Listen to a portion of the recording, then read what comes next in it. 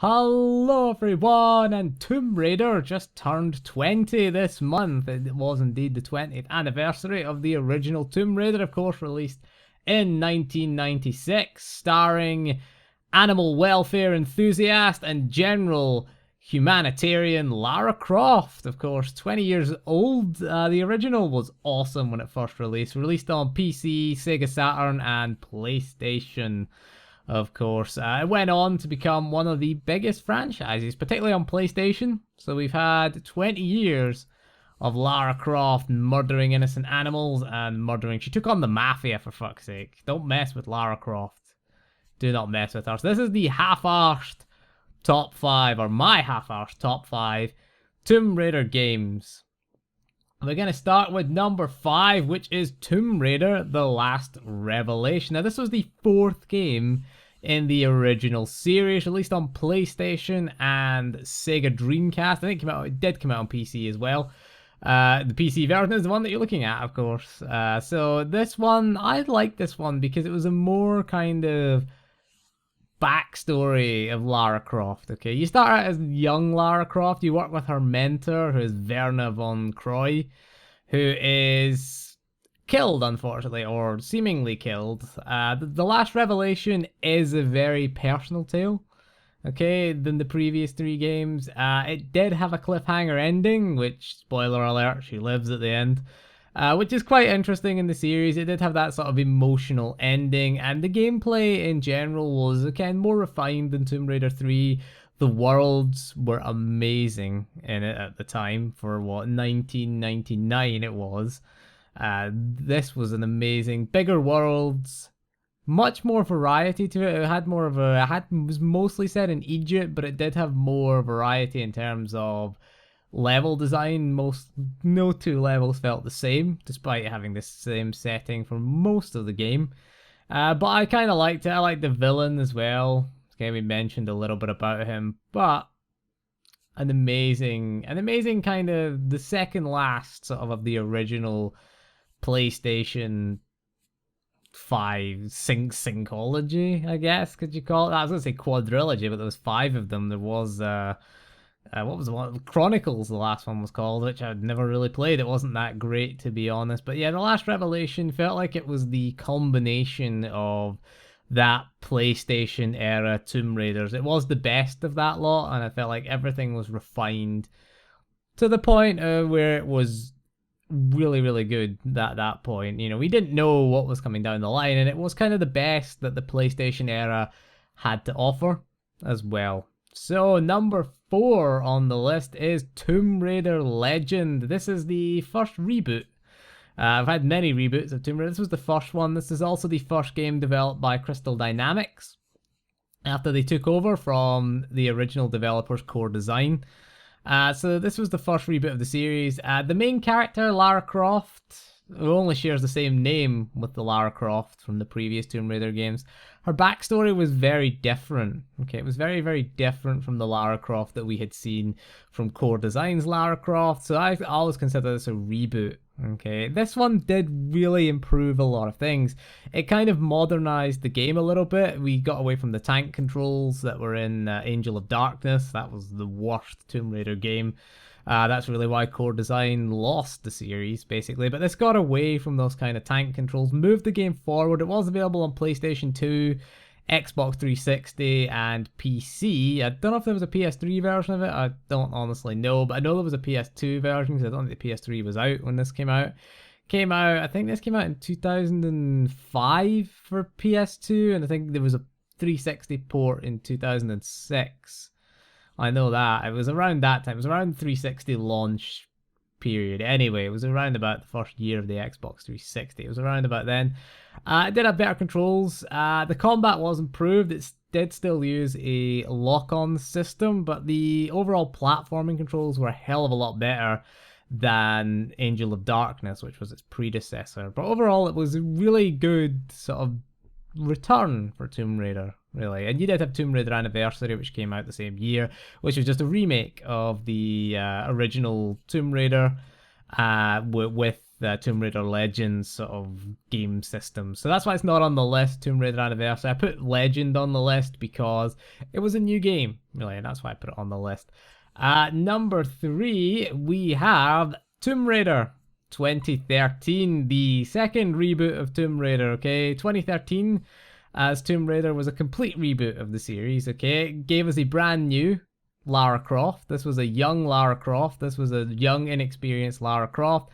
And it was her first major adventure, okay? The big thing about this was it completely changed the gameplay, because you had Tomb Raider Legend, Tomb Raider Anniversary, and I think it was Tomb Raider Underworld as well, which kind of went for the Tomb Raider Legend type approach. This one, however, borrowed very heavily, we'll say borrowed, from Uncharted.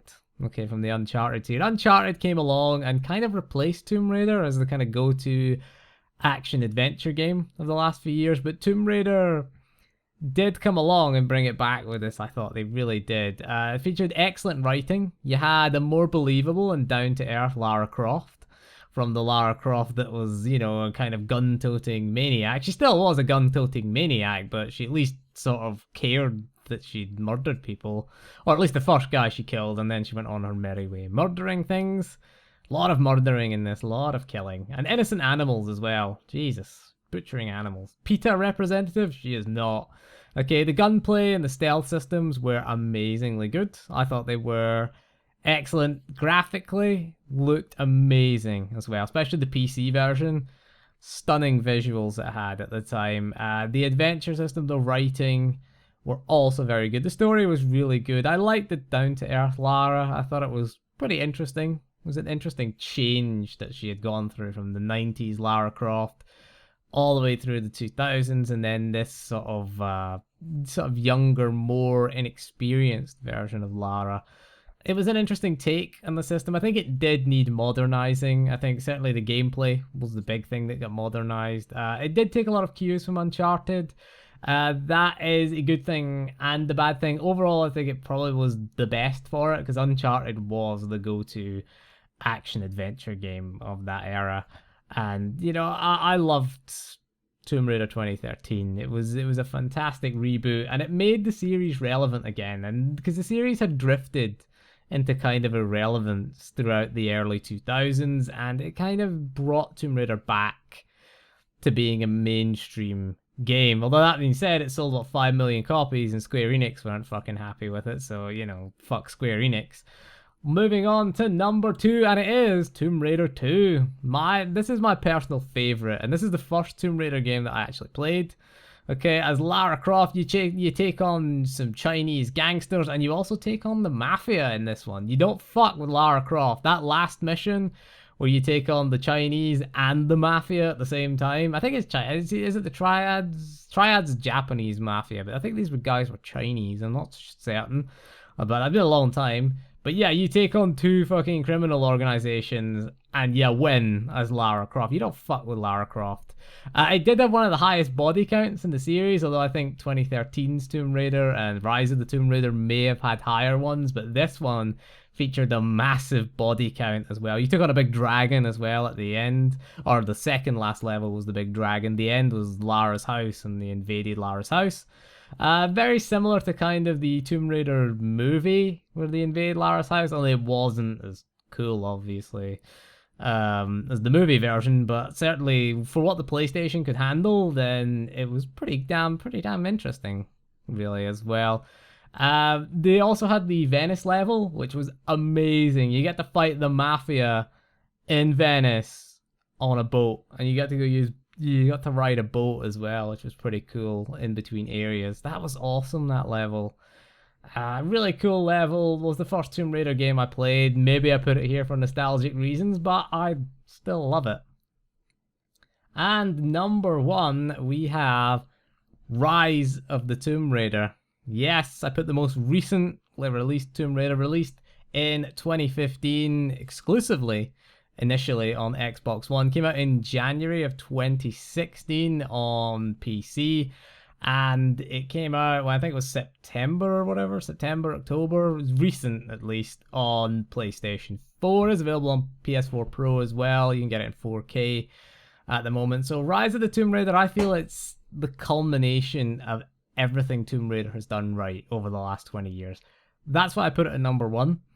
There have been some missteps over the 20 years. We've got Angel of Darkness. We're going to say Angel of Darkness. We mentioned that's the worst Tomb Raider game. It was awful. But Rise is an amazing visual spectacle, and it has the most refined gameplay as well. Okay, a lot of the systems that were introduced in the 2013 reboot of Tomb Raider have been refined, okay? And honestly, in my opinion, I think it's better than Uncharted. I think I prefer Rise of the Tomb Raider to Uncharted 4. I think it's climbed back up to the top of the mountain. That's why I gave it the number 1, because Uncharted came along, kicked its arse for a few years, drove that sort of action-adventure genre forward. I do think Rise of the Tomb Raider, though, is just as good, if not better. In fact, I prefer it to Uncharted 4. I like the fact I can play on PC with 60 FPS as well. That does help as well. Uncharted 4, having played through the 3 Uncharted games at 60 FPS with the Nathan Drake collection, I was really disappointed to go back to 30 FPS in Uncharted. Especially having played Rise of the Tomb Raider as well on PC. So that's why I kind of prefer Rise of the Tomb Raider. Again, it took everything that was learned from the 2013 game and cranked everything to 11. And that's why I feel that it is the number 1 spot at the moment. And it deserves that. I think it is the best Tomb Raider game of the last 20 years. Hopefully we'll get more Tomb Raider games. The future does look bright for Tomb Raider as a franchise. You know, Lara Croft, they've got the reboot with this new Lara Croft.